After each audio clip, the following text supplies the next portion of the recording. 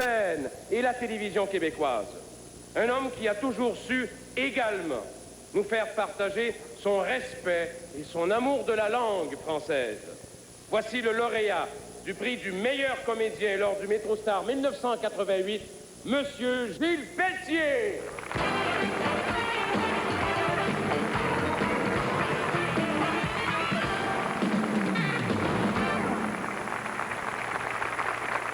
Bonsoir, nous en sommes maintenant à la dernière présentation de trophée Artis décerné à la MetroStar 1990.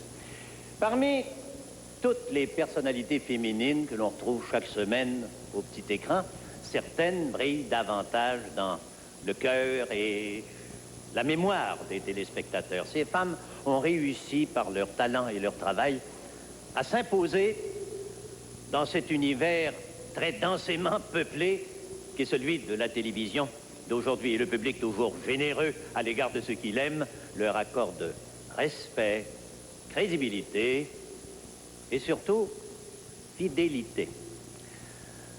En nomination pour le titre de la MetroStar 1990 décerné à l'artiste féminine la plus populaire de la télévision, Jeannette Bertrand, Louise Deschâtelet, Nathalie Gascon, bien sûr, et Suzanne Lapointe. Jeannette, vous êtes pour nous un symbole. Et je crois que vous avez toujours exprimé librement ce que vous pensiez. Vous avez laissé la parole aux autres et vous les avez défendus. Et ce public vous aime tellement. Et je les aime aussi et je les respecte. Et je crois qu'ils sont très intelligents quand je les invite à ma table. Ils sont toujours formidables. Et si j'avais pas de public, j'aurais pas d'émission. C'est aussi simple que ça. Jeannette, on vous aime tellement. Bonne chance. Merci. Je suis accompagné de Louise. Nomination comme comédienne, c'est une chose, mais la MetroStar, c'est la consécration. J'espère que c'est pas la consécration, parce que si c'était ça, ça voudrait dire que je serais comme sur ma faim et je ne veux surtout pas être sur ma faim. Pas du tout, puis il faut être consacré longtemps. J'espère. Bonne chance, Louise, on retourne voir Marguerite. J'étais en train de dire à Nathalie, Nathalie, on vous donne des rôles de personnages, de femmes dures, et pourtant vous êtes une femme dans la vie tellement douce. Comment on fait pour vous les donner, ces rôles-là? Je suis une actrice, c'est ça mon métier, alors c'est ça que j'essaie de faire. Ça n'a pas de rapport avec moi, c'est un personnage. Ça vous permet d'être encore plus douce dans la vie, ça? Peut-être, oui. Je mets ça ailleurs. On se sent comment en nomination? Ben, je suis déjà contente d'être en nomination. C'est énervant, hein? C'est énervant. Mais c'est ça, je suis contente d'être là. Bonne chance, Nathalie. Madame Suzanne Lapointe n'est pas avec nous ce soir. Malheureusement, elle est en vacances, tout comme son acolyte, M. Latulippe. Alors, évidemment, on lui souhaite bonne chance et on va tout de suite voir le public avec Chantal.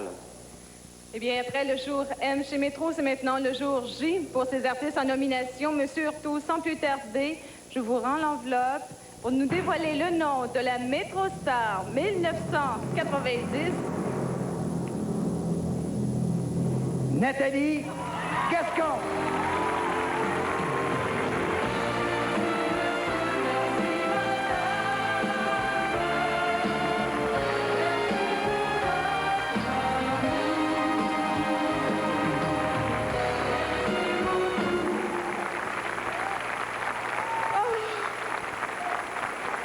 Merci beaucoup, vraiment, je m'y attendais pas. Merci du fond du cœur au public. Merci, merci beaucoup. Je voudrais aussi remercier Geneviève Houle qui m'a donné le rôle de Martine dans La Bonne Aventure. Je voudrais remercier Madame Payette qui m'a fait confiance pour le rejouer dans Un signe de feu. Je voudrais rendre hommage à Monsieur Aimé Forget, qui malheureusement n'est plus là, qui m'a offert le rôle de Myriam dans L'Héritage, avec Monsieur Victor Lévy-Beaulieu. Victor Lévy, merci beaucoup pour le beau texte, le beau personnage. Tendre. Merci tout le monde. Merci.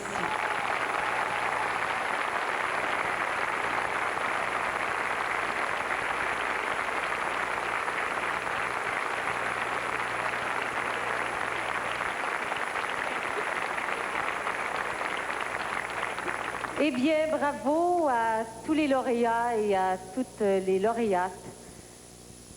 À tous mes collègues, artistes, comédiens, comédiennes, animateurs, animatrices, je tiens à vous remercier pour votre présence ce soir, pour cette grande célébration de la télévision.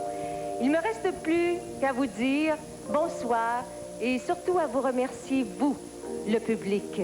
À vous remercier parce que finalement, nous sommes là grâce à vous. On vous remercie d'avoir voté si nombreux au MétroStar. Et sachez que lorsque l'on travaille, on travaille avant tout pour vous. Et c'est du fond du cœur que tous ensemble, on vous dit encore une fois, merci et bonsoir.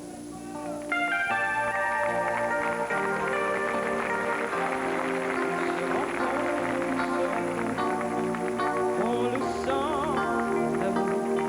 on se retrouve, on se redécouvre, on le sent, l'amour. Les bras, on lui sourit, on aime le monde, on aime la vie, comme une émotion profonde, on lève notre monde. On se reconnaît, on se sent si près, comme c'est grand l'amour. On se ressemble, on vit ensemble, comme c'est grand l'amour. On ouvre les bras, on lui sourit, on aime le monde, on aime la vie, comme une émotion profonde, on lève notre monde.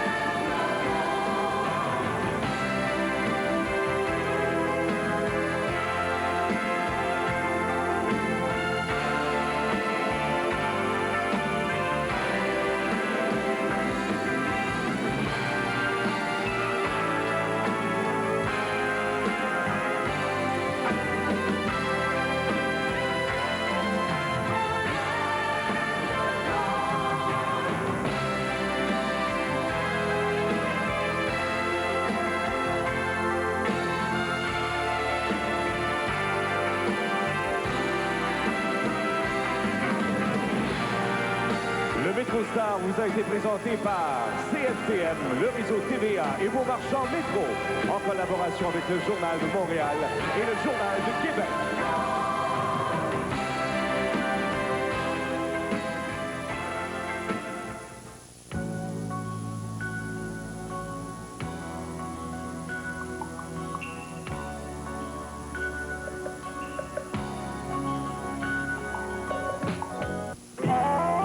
Ici le réseau de télévision TVA. Vous regardez Chaîne Télé 8, la télévision de la Mauricie, toujours fidèle au poste. Lituanie, un président non communiste élu à la tête d'un nouvel État indépendant. Et à Delson, les remorques de déchets importés reprennent la route des États-Unis.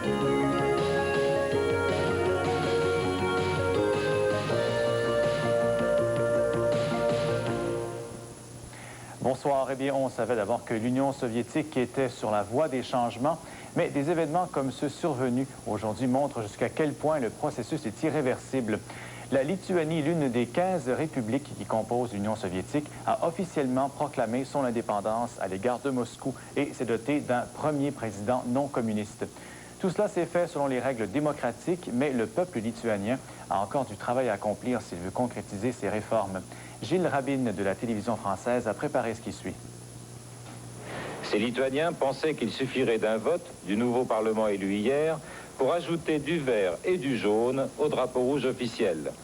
Mais le nouveau Parlement devait d'abord se donner au moins un président et choisir pour cela entre le vaincu des élections, le communiste progressiste Algirdas Brazauskas, et le vainqueur, Vytautas Landsbergis, le chef du mouvement nationaliste lituanien Sąjūdis. Un choix difficile. Demain, après l'indépendance, l'élu sera de fait président de la République libre de Lituanie. Pour ce choix, un vote glasnost, sous l'œil des caméras, la procédure est à la hauteur de l'enjeu. Landsbergis, le nationaliste, l'homme qui défie Gorbatchev depuis 3 ans, est élu à une majorité écrasante.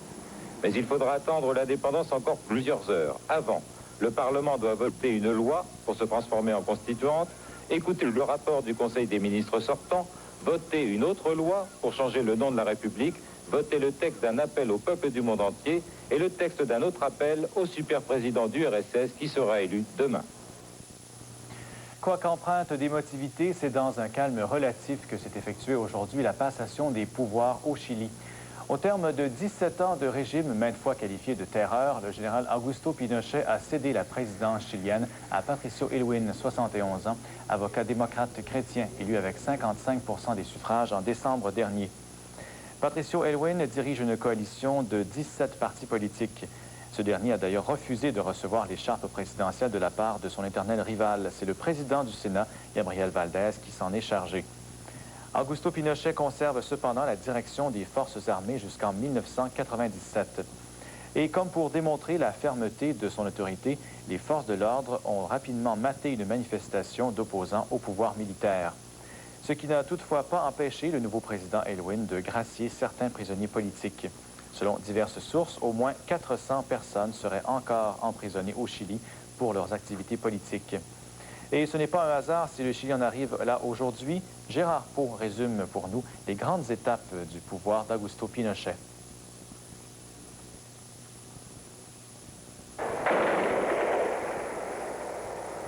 Une junte vient de prendre le pouvoir. Salvador Allende est mort et avec lui la démocratie. Des 3 généraux qui dirigent le pays, un se démarque, Augusto Pinochet. Fils de militaire, Pinochet avait, lors du coup d'État, la confiance du président communiste Salvador Allende. S'il participe à la prise du pouvoir, c'est pour contrer l'agitation populaire de l'époque. S'il est vrai que l'ordre règne au Chili pendant de nombreuses années, c'est grâce à la répression et aux entorses aux droits de l'homme. La torture y est souvent dénoncée. La situation économique ne s'améliore pas. Face à l'appauvrissement du pays et à la suite de pressions internationales, Pinochet tente par des plébiscites de légitimer son pouvoir. Des scrutins qui effectivement le confirment dans son poste, mais dont la légalité est mise en doute. Tranquillement, le pays sort du marasme économique. Cet essor entraîne avec lui des demandes pour une vie politique plus saine. Pinochet, sûr de lui, propose un nouveau plébiscite en 1988. Il le perd et doit déclencher les élections. Nouvelle défaite, son candidat est battu. Le représentant de l'opposition unifiée, Patricio Aylwin, est élu. Un reportage de Gérard Pau. Pendant ce temps, en Haïti, le retour à la démocratie ne se fait pas sans difficulté. La nomination d'un président de la République provisoire est dans l'impasse. Le général Errard Abraham maintient qu'il veut transmettre l'autorité à un gouvernement civil jusqu'à la tenue de la prochaine élection. Mais les partis politiques refusent qu'il s'agisse de maître Gilbert Augustin, président de la Cour de cassation, tel que le prévoit la Constitution, en l'absence d'un président, vide créé par la démission d'hier de Prosper Avril. Entre-temps, la situation continue d'être mouvementée un peu partout à travers le pays. À lui seul, l'hôpital de l'Université d'Haïti à Port-au-Prince a reçu des corps de 10 victimes et a accueilli plus de 100 blessés. Les partis politiques ont maintenu leur mot d'ordre de grève générale pour demain afin d'obtenir le départ définitif de Prosper Avril. Et chez nous, à Delson, près de la frontière canado-américaine, les 7 remorques remplies de déchets illégaux importés des États-Unis ont repris leur trajet d'origine. Sous bonne escorte, les 7 remorques tirées par les camions de la firme Garcia ont pris la direction du poste frontalier de Lacolle. Selon toute vraisemblance, les déchets seront acheminés vers Philadelphie. C'est le gouvernement fédéral qui paierait la note. Rappelons qu'il n'est pas illégal d'importer des déchets, mais qu'il est interdit de les enfouir au Québec. Toute cette histoire a débuté au lendemain du 7 février dernier, date à laquelle le réseau TVA mettait au jour cette pratique. Jean Chrétien était de passage hier au Nouveau-Brunswick et c'est bien entendu sur l'accord du lac Meech que M. Chrétien a fait son discours. David Vachon était présent lors de la visite de M. Chrétien dans la région de Restigouche. Campbellton, Nouveau-Brunswick, municipalité de près de 10 000 habitants située à la frontière du Québec et du Nouveau-Brunswick, où vivent 50 % de francophones et 50 % d'anglophones. C'est ici que Jean Chrétien s'est arrêté lors d'une visite éclair dans cette province. Pour lui, la région de Restigouche est quasi l'exemple à suivre, c'est-à-dire où la ratification ou non de l'accord du lac Meech ne changerait rien à la bonne entente entre francophones et anglophones. Et en général, malgré les difficultés quotidiennes que parfois on peut rencontrer dans des villes ici comme Campbellton, où il y a moitié de français, de moitié anglais, bon, il n'y en a pas beaucoup qui ont des yeux au beurre noir ce soir. Ça a l'air à marcher assez bien. On peut chicaner des fois de temps en temps, mais ça arrive partout. Autrefois, on chicanait de catholiques et protestants.